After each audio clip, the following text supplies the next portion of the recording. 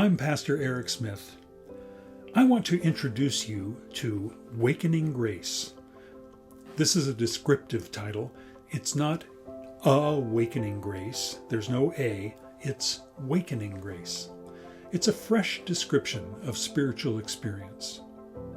The intent of these recordings is to invite you to expand your spirituality.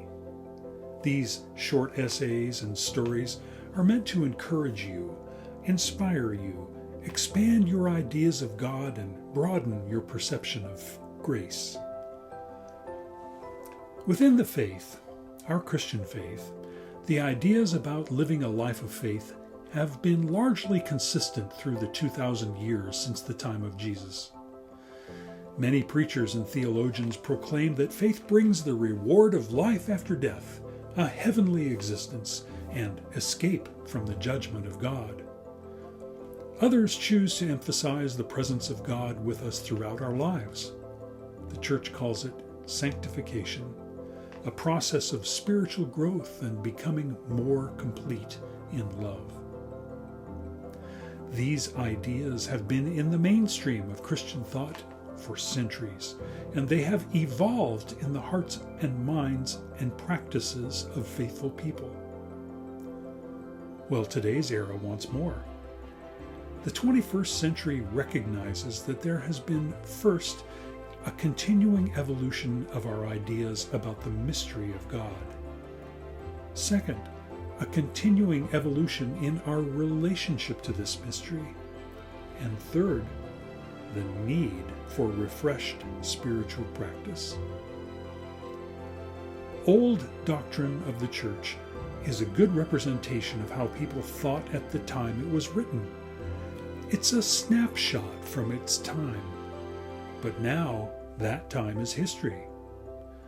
Today, historical doctrines help us see where we have been in our understanding of God, but they are insufficient when we seek them out to address our postmodern experience. Here's an example. In our history, Christianity has been largely exclusive. The author of the Gospel of John penned a famous response of Jesus to his disciple Thomas with these words. Jesus said to him, "I am the way and the truth and the life.